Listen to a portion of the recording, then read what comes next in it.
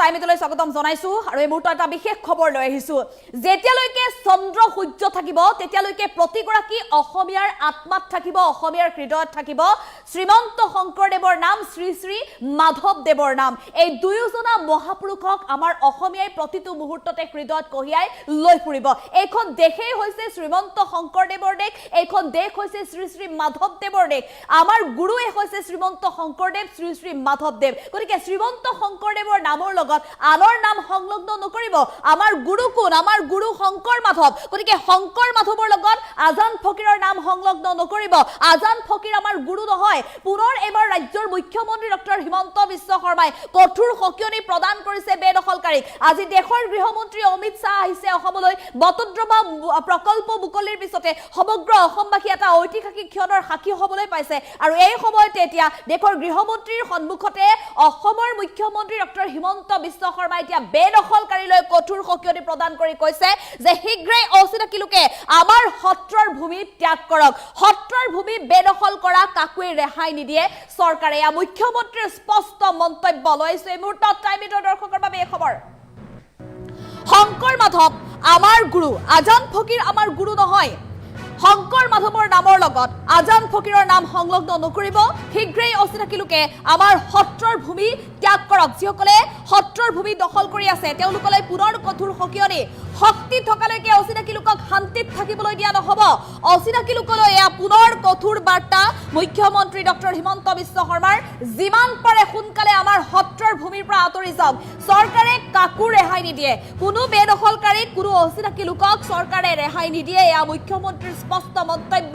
বৰ্তমান সময়ত অসমীয়া জাতি সংকটেৰে পৰিপূৰ্ণ হৈ আছে গতিকে এই সংকট অসমীয়া জাতিৰ সন্মুখৰ পৰা দূৰ কৰিব অসমৰ চাৰিওফালে এচাম অচিনাকি লোকে আমাক ঘেৰি ৰাখিছে এই অচিনাকি লোকসকলক এতিয়া কিন্তু কোনো কাৰণত ৰেহাই দিয়া নহব সেই অচিনাকি লোকসকলে শংকৰ মাধৱৰ মহত্ব বুজি নাপায়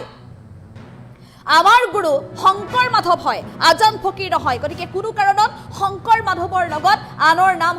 সংলগ্ন নকৰিব এছামে মহাপুৰুষ শ্ৰীমন্ত শংকৰদেৱক আজান ফকীৰৰ সৈতে তুলনা কৰি আছে কিন্তু এনে কৰিবলৈ কোনো কাৰণত দিয়া নহব সেই নামৰ সৈতে আন কোনো নাম সংলগ্ন নকৰিব আমাৰ মহাপুৰুষ আমাৰ গুৰু শ্ৰীমন্ত শংকৰদেৱ শ্ৰী শ্ৰী মাধৱদেৱ সূৰ্য চন্দ্ৰ থকালৈকে আমাৰ হৃদয়ত থাকিব শংকৰ মাধৱ প্ৰতিজন অসমীয়াই হৃদয়ত কঢ়িয়াই লৈ ফুৰিব শংকৰ মাধৱক আমাৰ দেশ শংকৰ মাধৱৰ দেশ হয় আৰু এই শংকৰ মাধৱৰ দেশত আমি প্ৰতিজন অসমীয়াই শংকৰ মাধৱকে কেৱল মানি আহিছো বটদ্ৰৱা প্ৰকল্পৰ ভূমি বছৰ বছৰ দিন দখল কৰি আহিছিল অচিনাকি লোকে ৰাইজৰ দাবী আছিল অচিনাকি লোকক উচ্ছেদ কৰি বটদ্ৰৱা প্ৰকল্প নিৰ্মাণ কৰা আৰু সেই দাবী আজি অৱশেষত চৰকাৰে পূৰণ কৰিবলৈ সক্ষম হৈছে অসমীয়া জাতি জীয়াই থকাৰ সংকল্প বৰদোৱা থানৰ পৰা সকলো অসমীয়াই ল'ব লাগিব 1,45,000 বিঘা ভূমি ৰাজ্য চৰকাৰে ঘূৰাই আনিছে অচিনাকি লোকৰ পৰা অসমীয়া জাতি জাগিছে আৰু প্ৰতিগৰাকী অসমীয়াই অসমীয়া জাতিক মহাশক্তিলৈ পৰিণত কৰিব আৰু এই মহাশক্তিয়ে অচিনাকি লোকৰ বাবে হ'ব ভাবুকি বটদ্ৰৱা সত্ৰৰ পৰা অচিনাকি লোকলৈ মুখ্যমন্ত্ৰী ডক্টৰ হিমন্ত বিশ্ব শৰ্মাৰ এক কঠোৰ মন্তব্য আমি পুনৰ জনাইছো আজি দেশৰ গৃহমন্ত্ৰী অমিত শাহ অসমলৈ আহিছে আৰু সমগ্ৰ অসমবাসী আজি এক ঐতিহাসিক ক্ষণৰ সাক্ষী হ'বলৈ পাইছে যি বটদ্ৰৱা সত্ৰৰ ভূমি এসময়ত অচিনাকি লোকে ভৰি পৰিছিল বেদখলকাৰী দখল কৰি আছিল আৰু ভাবুকিৰ সন্মুখীন হ'ব লগা হৈছিল সত্ৰত বসবাস কৰা লোকসকল খিলঞ্জীয়া লোকসকল ভাবুকিৰ সন্মুখীন হ'বলগীয়া হৈছিল গতিকে এই ভাবুকিৰ পৰা এই সংশয়ৰ পৰা সত্ৰৰ ভূমি সুৰক্ষিত কৰিবলৈ ৰাজ্য চৰকাৰে বৃহৎ পদক্ষেপ গ্ৰহণ কৰি অচিনাকি লোকক খেদিবলৈ সক্ষম হ'ল আৰু পৰৱৰ্তী সময়ত বটদ্ৰৱা প্ৰকল্প নিৰ্মাণ কৰিবলৈ সক্ষম হ'ল আটকধুনীয়া বটদ্ৰৱা প্ৰকল্পৰ জৰিয়তে খিলঞ্জীয়া সুৰক্ষা দিয়াৰ সমান্তৰালভাৱে অসমৰ পৰ্যটন ক্ষেত্ৰলৈও এটা নতুন সুনাম কঢ়িয়াই আনিবলৈ সক্ষম হ'ল অসমৰ পৰ্যটন ক্ষেত্ৰত আজিৰে পৰা এটা নতুন উজ্জ্বল নিদৰ্শন হিচাপে পৰিলক্ষিত হ'ব বটদ্ৰৱা প্ৰকল্প আৰু এই বটদ্ৰৱা প্ৰকল্প আজি মুকলি কৰিবৰ বাবে অসমত উপস্থিত হৈছেহি দেশৰ গৃহমন্ত্ৰী অমিত শাহ দেশৰ গৃহমন্ত্ৰী অমিত শাহৰ সন্মুখতে আজি ৰাজ্যৰ মুখ্যমন্ত্ৰী ডক্টৰ হিমন্ত বিশ্ব শৰ্মাই অবৈধ বেদখলকাৰীসকললৈ অচিনাকি লোকলৈ পুনৰ কঠোৰ সকিয়নি প্ৰদান কৰিছে যিসকলে অসমৰ ভূমিক লৈ টাৰ্গেট কৰি আছে সত্ৰৰ ভূমি দখল কৰিবলৈ তেওঁলোকে পৰিকল্পনা কৰি আহিছে ষড়যন্ত্ৰ চলাই আছে সেই লোকসকলক ৰাজ্য চৰকাৰৰ তৰফৰ পৰা এয়া মুখ্যমন্ত্ৰীৰ অন্তিমটো সকিয়নি আৰু ৰেহাই দিয়া নহ'ব যিসকলে মহাপুৰুষ শ্ৰীমন্ত শংকৰদেৱৰ নামৰ লগত আজান ফকীৰৰ নাম সংলগ্ন কৰিছে তেওঁলোককো সকিয়নি প্ৰদান কৰিছে অসমৰ অসমীয়াই শ্ৰীমন্ত শংকৰদেৱক গুৰু মানি আহিছে মহাপুৰুষ দুয়োজনাক হৃদয়ত লৈ আহিছে শ্ৰী শ্ৰী মাধৱদেৱক গুৰু মানি আহিছে গতিকে এই দুয়োজনাক গুৰুৰ নামৰ লগত আনৰ নাম সংলগ্ন কৰা লোকক কোনো কাৰণত ক্ষমা কৰা নহ'ব এয়া মুখ্যমন্ত্ৰী ডক্টৰ হিমন্ত বিশ্ব শৰ্মাৰ স্পষ্ট মন্তব্যৰে কঠোৰ সকিয়নি অচিনাকি লোকক আৰু এই মুহূৰ্তত মুখ্যমন্ত্ৰীৰ মন্তব্য আছে আমি মন্তব্য আগবঢ়াবলৈ চেষ্টা কৰিম য'ত আমি মহাপুৰুষ শ্ৰীমন্ত শংকৰদেৱ আবিৰ্ভাৱ ক্ষেত্ৰ নিৰ্মাণ কৰিছিলো এই মাটি কোনে দখল কৰি আছিলে অচিনাকি মানুহসকলে এই মাটি দখল কৰি আছিলে আপোনালোকে ভাৰতীয় জনতা পাৰ্টিক দায়িত্ব দিছিলে যে এই অচিনাকি মানুহসকলক বৰদোৱা থানৰ পৰা উচ্ছেদ কৰিব লাগে আৰু ইয়াতে মহাপুৰুষ শ্ৰীমন্ত শংকৰদেৱৰ আবিৰ্ভাৱ ক্ষেত্ৰ নিৰ্মাণ হ'ব লাগে আজি আমি আপোনালোকক জনাবলৈ পাই আনন্দিত যে অকল অসমৰ ভিতৰতে নহয় দেশৰ ভিতৰতে এখন অত্যন্ত আধ্যাত্মিক দৃষ্টিভংগীৰে নিৰ্মাণ কৰা আজি মহাপুৰুষ শ্ৰীমন্ত শংকৰদেৱ আবিৰ্ভাৱ ক্ষেত্ৰ কেন্দ্ৰীয় গৃহমন্ত্ৰী ডাঙৰীয়াৰ কমলৰে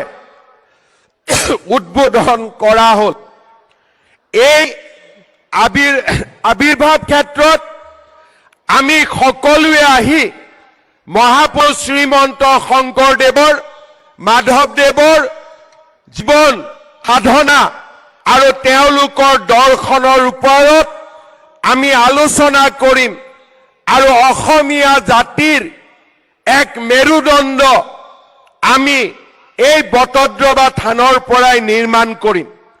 মোক কোনোবাই সুধিছে এই আবিৰ্ভাৱ ক্ষেত্ৰত প্ৰৱেশ কৰিবলৈ কিবা মাচুল লাগিব নেকি মই অসমৰ ৰাইজক জনাব খোজো বৰদোৱা থানলৈ অহা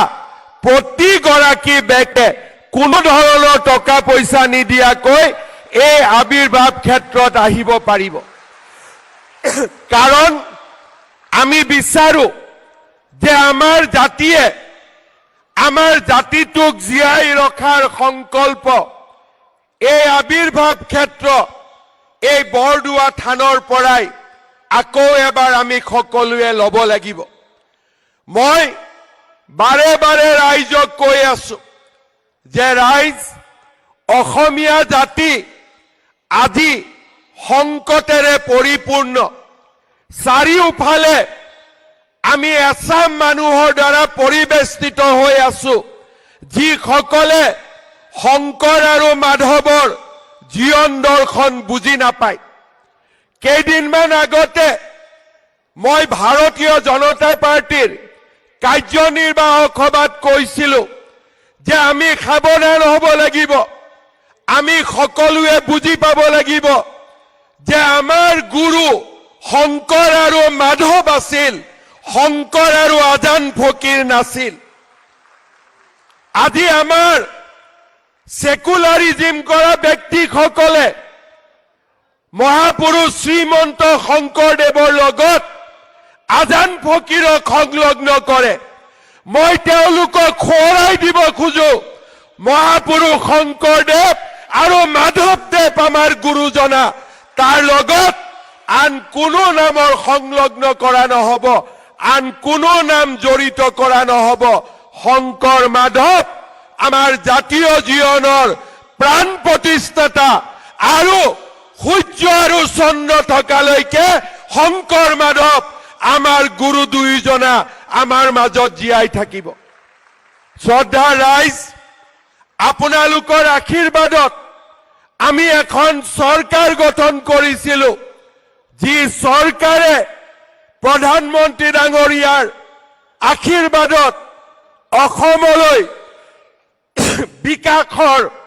এক গংগা নমাই আনিছে কিন্তু আমি বিশ্বাস কৰো যে বিকাশৰ লগে লগে আমাৰ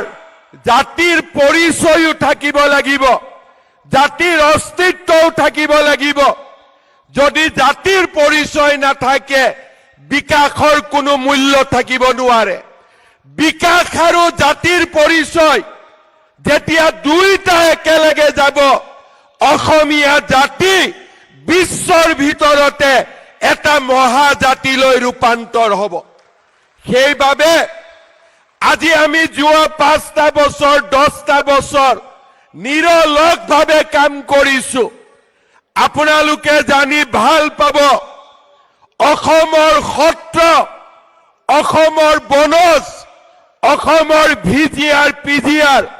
এই গোটেইবিলাকত আজি আমি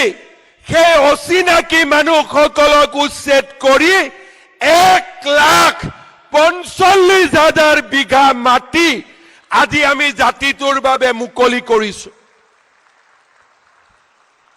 সংখ্যা কিমান? 1,45,000 বিঘা। কিন্তু এতিয়াও কৰিবলৈ বহু দূৰ বাকী আছে। আৰু আমি আপোনালোকক প্ৰতিশ্ৰুতি দিছো যে যেতিয়ালৈকে আমাৰ দেহত শক্তি থাকিব, এই অচিনাকি লোকসকলক